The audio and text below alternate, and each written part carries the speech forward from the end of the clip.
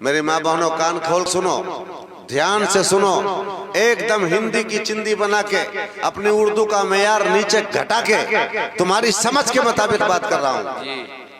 मजार पर जाने को जो तुम बहुत बड़ी नेकी समझ रही हो और समझती हो कि मजार पर चले जाने के बाद हमारे पाप धुल गए, हमारे गुनाह धुल गए, बहुत बड़ा काम हमने कर लिया, तो इमाम इश्क मोहब्बत, इमाम अहले सुन्नत, सरकार आला हजरत, जिनके मसलक आला हजरत का नारा हम लगाते हैं, इमाम आला हजरत से पूछा गया, उन्होंने अपनी किताब फतावा रज़विया में नकल किया। एक बुजुर्ग से पूछा गया कि बताइए औरतें मजार पर जाती हैं तो उनको कितना सवाब मिलता है? औरतें मजार पर जाती हैं तो उनको कितना सवाब मिलता है? मैं देखिए उलमा के लिए कोई नई बात नहीं कर रहा हूँ, ये सब जानते हैं इन बातों को। इसके बावजूद भी ये जगह हैं, बेदार हैं, ये मेरा हौसला बढ़ा रहे हैं, आपको समझाने के लिए बोल रहा हूँ। ये तो सब जानते ही हैं, आप सुनिए। तो पूछा गया कि औरतें मजार पर जाती हैं तो उनको कितना सवाब मिलता है? तो जवाब देते हैं कि सवाब न पूछो, ये पूछो कि अजाब कितना होता है। सवाब न पूछो, ये पूछो कि अजाब कितना होता है, गुनाह कितना होता है। जब ये घर से निकलती हैं तो अल्लाह की लानत शुरू हो जाती है, फरिश्तों की लानत शुरू हो जाती है। और जब मजार के करीब जाती है तो जिस मजार को देखने और जियारत करने जिस बुजुर्ग के मजार के पास जाती है, वो बुजुर्ग भी लानतें बरसाते हैं, वो भी लानत बरसाते हैं। अब अंदाजा फरमाए कब तक? जब तक ये दोबारा घर वापस ना आ जाए, लानत ही बरसती है।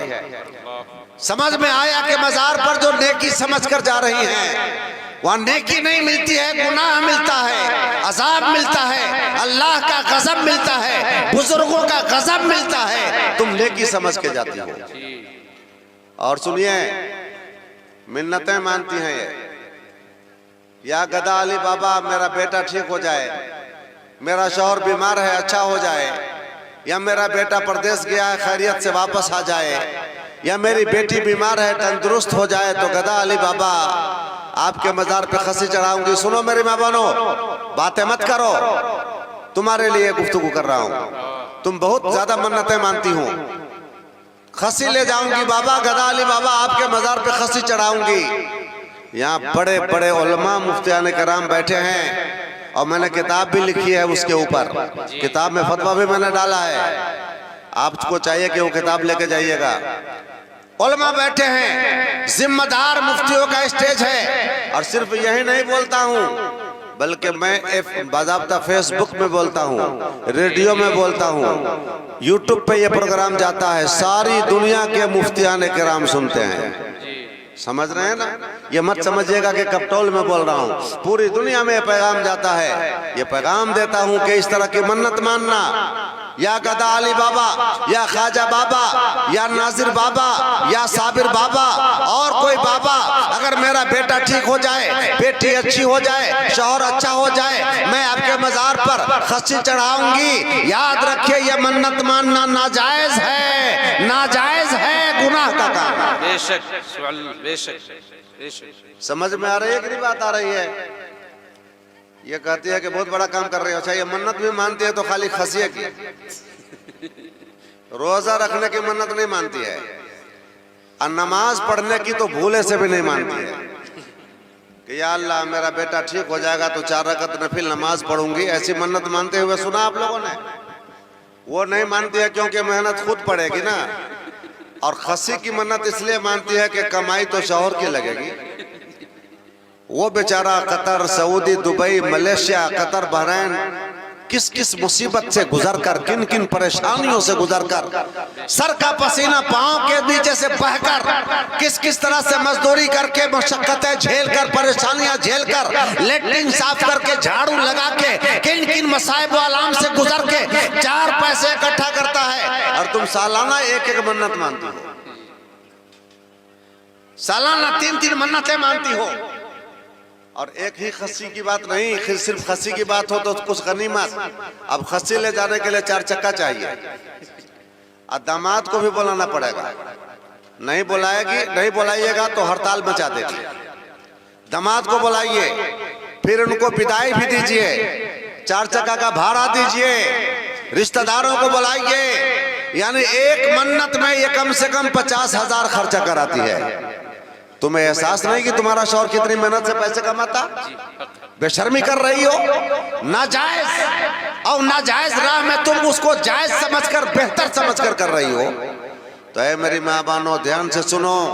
कल न कहना कि मुझे मालूम न था। जब खुदा के यहाँ तेरी पकड़ होगी, जब तुम्हारे ऊपर कोड़े बरसेंगे, तो तुम ये भी नहीं कह पाओगी कि हमें मालूम नहीं था। उस मौके पर तुम्हारा गरीबान पकड़ लिया जाएगा और तुम्हें खामोश कर दिया जाएगा कि नहीं, तुम्हें जलसे में मसला बताया गया था, तुम्हारे पास कोई उज़्र न रहेगा।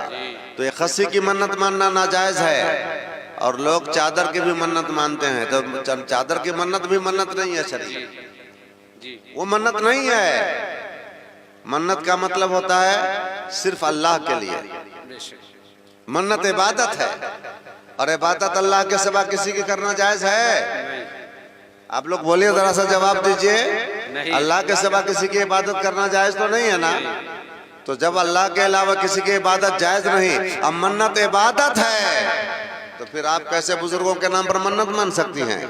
तो बुजुर्गों के नाम पर मजार पे चादर चढ़ाना, मुर्गा ले जाना, खस्सी ले जाना, मोमबत्ती जलाने की मन्नत मानना, सोना चढ़ाने की मन्नत मानना, चांदी वहां डालने की मन्नत मानना, इस तरह की सारी मन्नतें बेकार हैं। ये मन्नतों को पूरा करना बिल्कुल नहीं जरूरी है। हाँ, मन्नत मानना हो तो आप रोजा रखने की मन्नत मानो, मन्नत मानना हो नमाज पढ़ने की मन्नत मानो।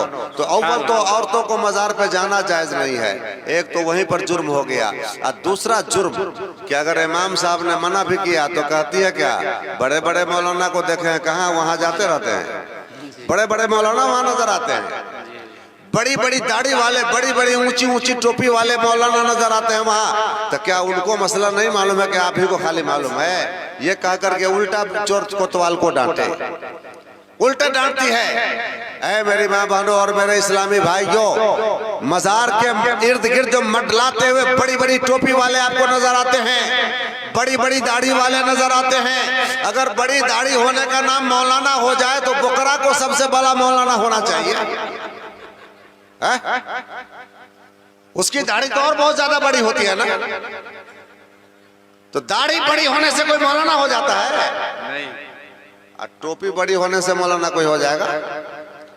तब तो हर कोई चाहेगा कि चलो भाई 4 हाथ की टोपी बना लो, 3 मंजिला टोपी बना लो, मौलाना की सनद ले लो। मौलाना मतलब होता है जिसके सीने में कुरान और हदीस का इल्म हो, वो मौलाना होता है। आपको जो चेहरे नजर आते हैं मज़ारों पर, दाढ़ी वाले, टोपी वाले, कुर्ता वाले, पजामा वाले, मौलाना की शक्ल में, दरअसल वो मौलाना ही नहीं है जिसको आप मौलाना समझ रहे हैं। कुरान में आया, इन्नमा यख्शल्लाह मिन इबादिहिल उलमा।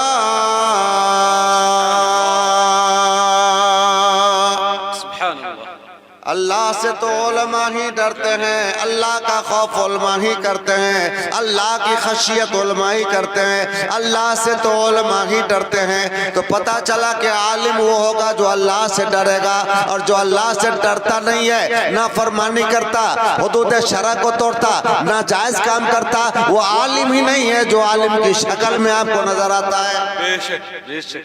जिम्मेदार स्टेज है, जिम्मेदारी वाली बात सुन लीजिए। तकरीर का टाइम नहीं है, खाली मसला सुन लीजिए। तो मन्नतें मानना जायज नहीं है कि मज़ार पे चादर लाऊंगी, खस्सी ले जाऊंगी, मुर्गा लेके जाऊंगी, जाना भी जायज नहीं आपको। और सुनिए, एक बात आपको काम की बताऊं, उलमा किराम जानते हैं। अच्छा, कुछ लोगों को देखिएगा कि अजमेर जाने वालों के लिए, अजमेर जाने वालों के हाथ में पैसे देते हैं कि जाकर के ख्वाजा गरीब नवाज के मज़ार पर मेरी तरफ से चादर चढ़ा दीजिएगा 5000 की। वाह! अब बड़ा सीना फुला फुला के बोलेगा, सबको बताएगा कि हम तो अजमेरों चादर भेजे हैं।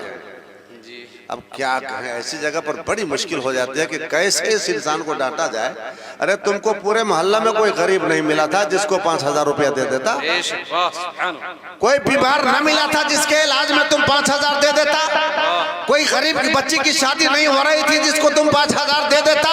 कसम खुदा की तुम अपने मोहल्ले की गरीब बच्ची की शादी में 5,000 दे देता, रब की बारगाह में तेरी रकम भी कबूल होती और गरीब की दुआ तो निकलती, वो बाबे इजाबत तक जाता। हमारे लिए दिल से दुआ करती। अजमेर भेज रही है चादर के लिए 5,000 रुपया, समझती है कि बड़ा काम कर लिया, कुछ काम न किया, खाक नहीं काम किया, कोई सवाब नहीं मिलेगा, कोई सवाब नहीं मिलेगा। 5,000 की चादर भेजती है वहाँ, अब पड़ोस में गरीब को इलाज के लिए परेशानी, बेटी की शादी हो रही होती है, चंदा देने में कहेगा 1100 लीजिए ना, 2,000 देने की ताकत नहीं है, चादर भेजने के लिए अजमेर शरीफ 5,000। चादर औलिया किराम के मजार पे इतना डालने की क्या जरूरत है जी? एक चादर बहुत है अजमत के लिए। जैसे कुरान पे एक गिलाफ चढ़ाते हैं कि 5-10 गिलाफ चढ़ाते हैं कुरान पे? बोलिएगा जरा, जवाब दीजिएगा। एक ही चढ़ाते हैं ना? क्या 10-15 गिलाफ चढ़ाते हैं तब जाके कुरान का मकाम मर्तबा ऊंचा समझ में आता है?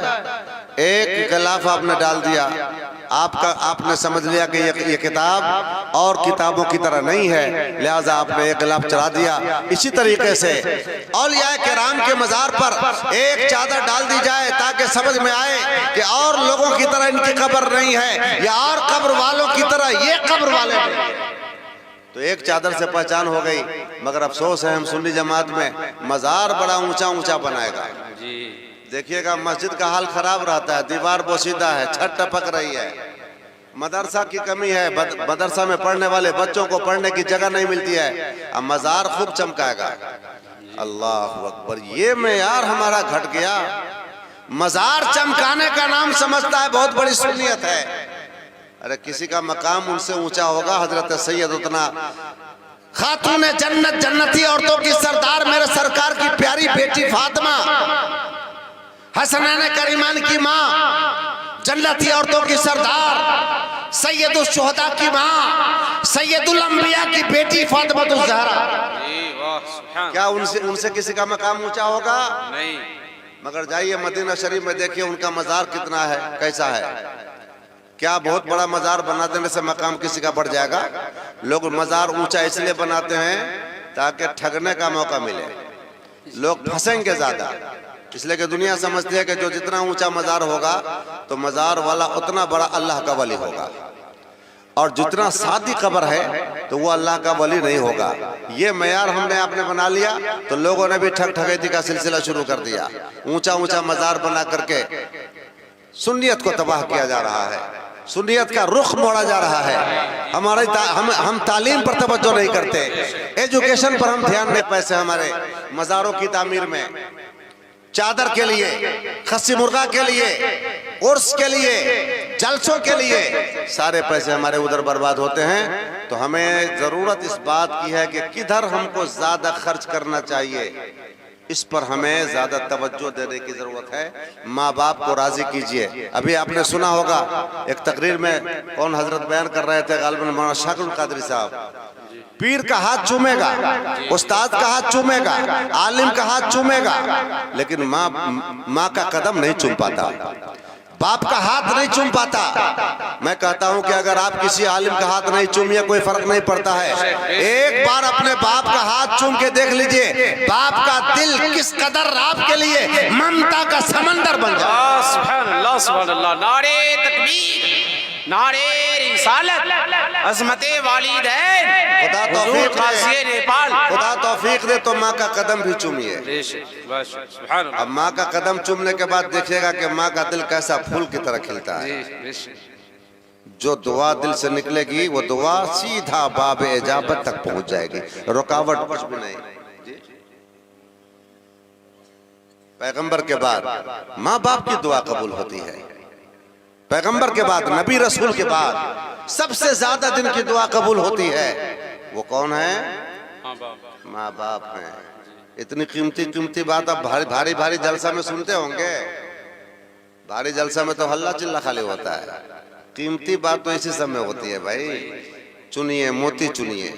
पैगंबर के बाद, नबी रसूल के बाद अगर सबसे ज्यादा दुआ आपके हक में कबूल होगी तो किसकी? माँ बाप की दुआ कबूल होगी। क्या है? क्या है? शेर पर जरा पढ़िए ना। ममता से भरी प्यार की दौलत नहीं मिले, माँ जैसी जहां में कोई औरत न मिलेगी। सुभान अल्लाह, सुभान अल्लाह। माँ जैसी जहां में कोई औरत न मिलेगी, औरत न मिलेगी। माँ जैसी जहां में कोई औरत न मिलेगी।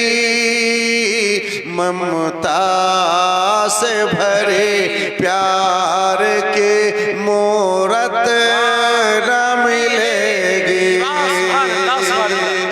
हजरत सैयदतुना आयशा सिद्दीक़ा तैयबा ताहिरा राकिया साजिदा ज़ाहिदा रज़ियल्लाहु ताला अन्हा की बारगाह में एक साइला आई, एक खातून आई, साथ में 2 बच्चे थे। उन्होंने सवाल किया, हमारे बच्चे भूखे हैं, मैं भी भूखी हूँ, अगर आपके घर में कुछ हो तो अता फरमाइए। जाहिर बात है उस घर पे गई है जिस घर से कभी किसी को खाली हाथ लौटाया नहीं गया। हजरत आयशा सिद्दीक़ा रज़ियल्लाहु ताला अन्हा घर में गई। तलाश करने के बाद 2 खजूरें मिली, 2 लेके आ गई, माँ के हाथ में थमा दिया। माँ ने दोनों खजूरों को अपने दोनों बेटों के हाथ में दे दिया, खुद भूखी रह गई, दोनों बच्चों को दे दिया। दुनिया के दोस्तों, अहबाब, रिश्तेदार, तुम्हें जब तक तुम्हारे अंदर हरियाली है, खुशहाली है, शादाबी है, जेब में पैसे हैं, दौलत है, सरवत है, इज्जत है, नाम है, तब तक 1000 दोस्त बनेंगे। लेकिन जैसी तुम्हारी दौलत खत्म हो जाएगी, चमचों की तरह तुमसे दूर हो जाएंगे, तुम्हारे मुंह करने वाला छीन लेंगे। लेकिन ऐसी बुरी हालत में भी अगर कोई वजूद, कोई हस्ती तुम्हारे काम आती है तो उस हस्ती का नाम माँ है, उस हस्ती का नाम बाप है। इसलिए मेरे भाई, माँ बाप का सबसे ज्यादा एहतराम कीजिए। यही पैगाम है इस जलसे से। उसके बाद किसी का एहतराम कीजिए। अल्लाह तबारक व तआला हमें इसकी तौफीक अता फरमाए।